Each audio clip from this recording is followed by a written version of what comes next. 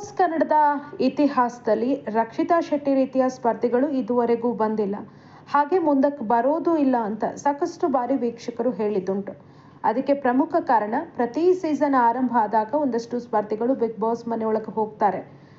ಅಲ್ಲಿಗೆ ಬರುವಂಥ ಪ್ರತಿ ಸ್ಪರ್ಧಿಗಳು ಇಲ್ಲಿ ಆಟ ಆಡಬೇಕು, ನಾನು ಚೆನ್ನಾಗಿ ನನ್ನ ಟ್ಯಾಲೆಂಟನ್ನು ತೋರಿಸ್ಬೇಕು ಅನ್ನೋ ಉದ್ದೇಶ ಇಟ್ಕೊಂಡು ಬಂದಿರ್ತಾರೆ. ಹಾಗೆಯೇ ಈ ಒಂದು ಸೀಸನಲ್ಲಿ ನಾನು ವಿನ್ನರ್ ಆಗಬೇಕು, ಫಸ್ಟ್ ರನ್ನರ್ ಅಪ್ ಆಗಬೇಕು, ಹೀಗೆ ಒಂದು ಗುರಿಯನ್ನು ಇಟ್ಕೊಂಡು ಬಿಗ್ ಬಾಸ್ ಮನೆಯೊಳಗೆ ಎಂಟ್ರಿಯನ್ನು ಕೊಡ್ತಾರೆ.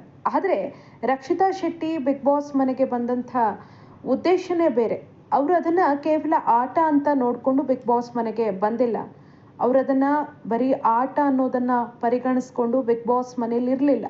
ಅದಕ್ಕೆ ಅವರು ಬಿಗ್ ಬಾಸ್ ಮನೇಲಿ ಇದ್ದಂಥ ರೀತಿಯೇ ಸಾಕ್ಷಿ. ಬಿಗ್ ಬಾಸ್ ಮನೆಯನ್ನು ತನ್ನ ಮನೆಯ ರೀತಿ ಪ್ರೀತಿಸ್ತಾರೆ. ಮನೆಯೊಳಗಿದ್ದಂಥ ಎಲ್ಲರಲ್ಲೂ ಕೂಡ ತಮ್ಮ ಮನೆಯವರು ಅನ್ನೋ ರೀತಿಯಲ್ಲಿ ಅವರನ್ನು ಮಾತಾಡಿಸ್ತಾರೆ, ಅವ್ರ ಜೊತೆ ಬೆರೀತಾರೆ, ಅವರಿಗೆ ಸಹಾಯ ಮಾಡ್ತಾರೆ.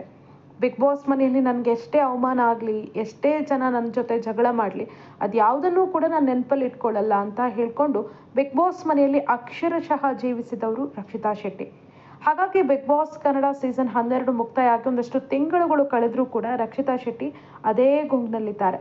ಬಿಗ್ ಬಾಸ್ ಮನೇಲಿದ್ದಂಥ ಸಂದರ್ಭದಲ್ಲೂ ಕೂಡ ರಕ್ಷಿತಾ ಕೊನೆಗೆ ನಾನು ಮನೆಗೆ ಹೋಗಲ್ಲ, ಪ್ಲೀಸ್ ಬಿಗ್ ಬಾಸ್ ಇನ್ನೂ ಒಂದು ಸ್ವಲ್ಪ ದಿನ ಇಲ್ಲಿ ಇರೋದಕ್ಕೆ ನಂಗೆ ಅವಕಾಶ ಮಾಡಿಕೊಡಿ, ನನಗೆ ಮನೆಗೆ ಹೋಗೋದಕ್ಕೆ ಇಷ್ಟ ಇಲ್ಲ, ಈ ಮನೆಯನ್ನು ಬಿಟ್ಟು ಹೋಗೋದಕ್ಕೆ ನಂಗೆ ಇಷ್ಟ ಇಲ್ಲ ಅಂತ ಕಣ್ಣೀರು ಹಾಕ್ತಾರೆ.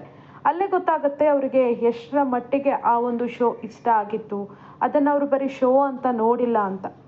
ಇದೀಗ ಬಿಗ್ ಬಾಸ್ ಮನೆಯಿಂದ ಹೊರಗಡೆ ಬಂದ ಬಳಿಕ ಇತ್ತೀಚೆಗೆ ಕನ್ನಡದ TV9 ವಾಹಿನಿ ನಡೆಸಿದಂಥ ಒಂದು ಸಂದರ್ಶನದಲ್ಲಿ ರಕ್ಷಿತಾ ಶೆಟ್ಟಿ ಕಣ್ಣೀರು ಹಾಕಿದ್ದಾರೆ. ಅದು ಕೂಡ ಗಿಲ್ಲಿ ಅವರ ವಿಚಾರ ಕೇಳ್ತಾ ಇದ್ದಂತೆ ರಕ್ಷಿತಾ ಶೆಟ್ಟಿ ತುಂಬಾ ಭಾವುಕರಾಗಿದ್ದಾರೆ.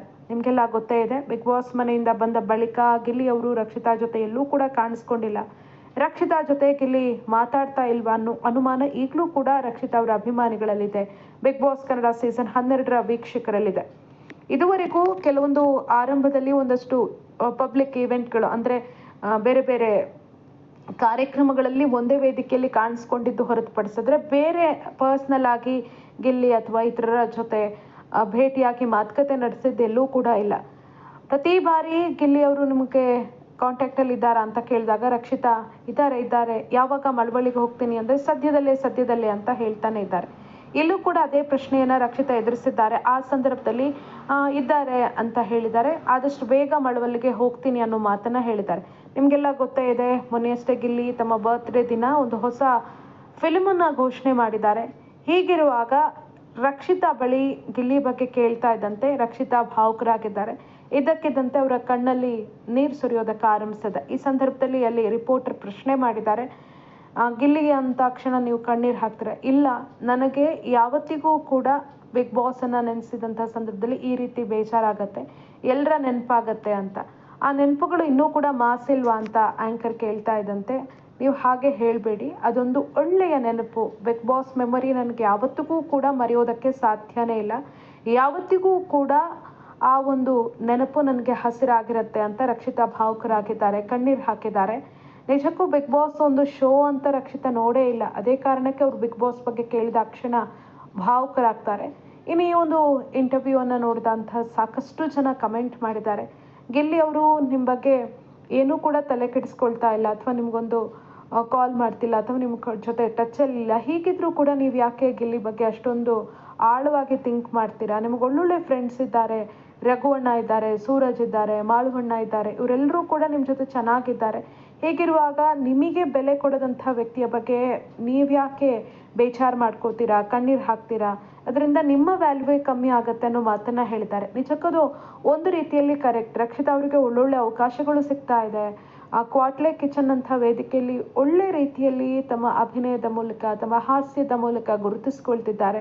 ಒಂದಷ್ಟು ವೆಬ್ ಸೀರೀಸ್ಗಳಲ್ಲಿ ಸದ್ದು ಮಾಡ್ತಾ ಇದ್ದಾರೆ. ಇನ್ಸ್ಟಾಗ್ರಾಮ್ನಲ್ಲಿ OCD ಅನ್ನೋ ಮೈಕೋ ಡ್ರಾಮಾ ಸೀರೀಸ್ನಲ್ಲಿ ಅವರು ವಿಭಿನ್ನವಾಗಿ ಕಾಣಿಸ್ಕೊಂಡಿದ್ದಾರೆ. ರಕ್ಷಿತಾ ಅವರಲ್ಲಿ ಅಭಿನಯ ಸ್ಕಿಲ್ ಕೂಡ ಎಷ್ಟರ ಮಟ್ಟಿಗಿದೆ ಅನ್ನೋದು ಆ ಒಂದು ಸೀರೀಸನ್ನು ನೋಡಿದ್ರೆ ಗೊತ್ತಾಗುತ್ತೆ. ಹೀಗೆಲ್ಲ ಒಳ್ಳೊಳ್ಳೆ ಅವಕಾಶಗಳು ಸಿಗುವಾಗ ಇನ್ನೂ ಎತ್ತರಕ್ಕೆ ಬೆಳೆಬೇಕು ಹೊರತು ಕೆಲವೊಂದು ವಿಚಾರಗಳ ಬಗ್ಗೆ ತಲೆ ಕೆಡಿಸ್ಕೊಳ್ಬಾರ್ದು. ಎಲ್ಲರೂ ಕೂಡ ಅವರವರ ಬದುಕಿನಲ್ಲಿ ಬ್ಯುಸಿ ಇರ್ತಾರೆ, ನೀವು ಕೂಡ ಬ್ಯುಸಿ ಆಗಿದ್ದೀರಾ, ಹಾಗಾಗಿ ಬೇರೆಯವರ ಬಗ್ಗೆ ಯೋಚನೆ ಮಾಡಿ ಯಾಕೆ ಸಮಯವನ್ನು ವೇಸ್ಟ್ ಮಾಡ್ತೀರಿ ಅನ್ನೋ ಮಾತನ್ನು ಹೇಳಿದ್ದಾರೆ. ಹಾಗೆ ಮುಂದಿನ ದಿನಗಳಲ್ಲಿ ರಕ್ಷಿತಾ ಇನ್ನಷ್ಟು ಸ್ಟ್ರಾಂಗ್ ಆಗಬೇಕು, ಇನ್ನಷ್ಟು ಹೊಸ ಹೊಸ ರೂಪದಲ್ಲಿ ನಮ್ಮ ಮುಂದೆ ಕಾಣಿಸ್ಕೊಳ್ಬೇಕು ಅಂತ ವೀಕ್ಷಕರು ಹರಸಿದ್ದಾರೆ, ಅಭಿಮಾನಿಗಳು ಹಾರೈಸಿದ್ದಾರೆ. ಸೊ ರಕ್ಷಿತಾ ಮುಂದಿನ ದಿನಗಳಲ್ಲಿ ಯಾವ ರೀತಿ ವಿಭಿನ್ನವಾಗಿ ಬೇರೆ ಬೇರೆ ವೇದಿಕೆಗಳಲ್ಲಿ ಕಾಣಿಸ್ಕೊಳ್ತಾರೆ ಕಾದ್ ನೋಡೋಣ.